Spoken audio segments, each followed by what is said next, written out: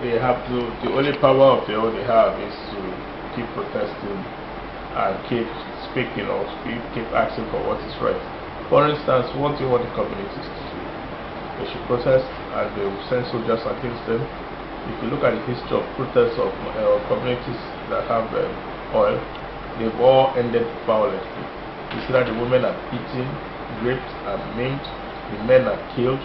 Where has it not happened? Is it in Warri? Is it in Bayelsa? Is it in River State? Is it the Ogoni? What happened to Kensal River? They were only asking for their rights.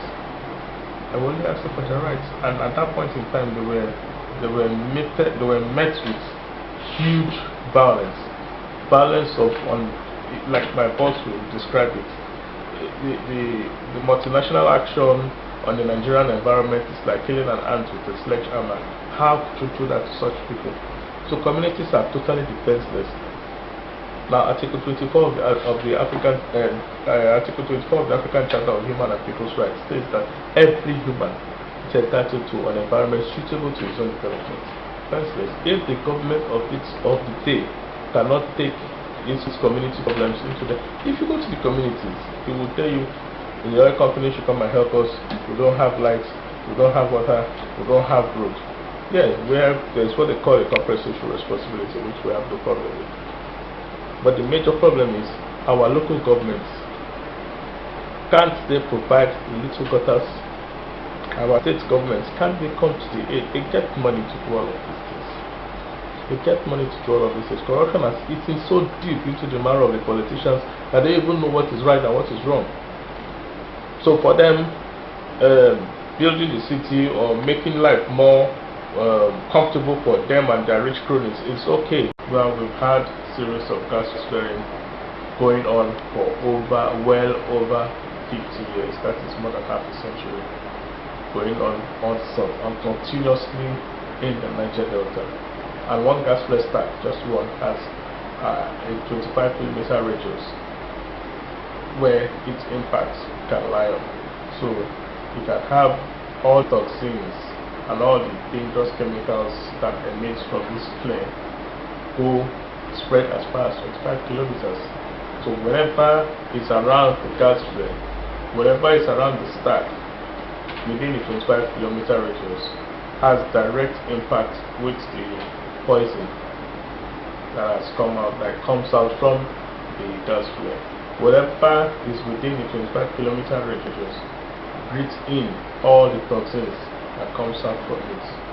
So you can imagine what it does to our lives, to the human skin. You can imagine what it does to the environment, to the plants, to the land itself.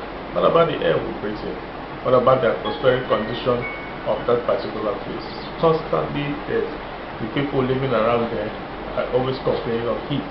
Now, if you have gone around most of the communities where you have gas flare, the gas flares are not separate from where the people live.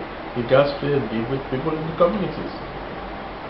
Now, in a proper community, it is very obvious that in a proper country, it is very obvious that the EIA laws would have been put in place where communities will have access to these EIA laws.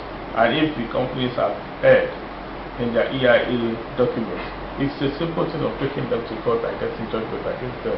We have a country where they don't take things seriously, and that is why the EIA laws are mostly desktop documents, and those desktop documents do not have any proof, or hold any water for the community. That is why you see the communities living with gas flare, which is totally against the law of the Federal Republic of Nigeria. Yet we have an administration, yet we have a federal government who are sworn to take care of life and properties, but at the same time they have refused to look at this issue of the multinationals creating havoc on the Nigerian environment, creating mayhem on the lives of the Niger Delta people. Life expectancy in the Niger Delta is about 45 and 47 for men. So anyone living above 50 is gradually becoming an ancestor in the Niger Delta, and that is the type of story that we have to tell our children when they grow up. A story of woes, a story of pain, a story of sorrow. How long are we going to keep doing that? How long will we keep doing that?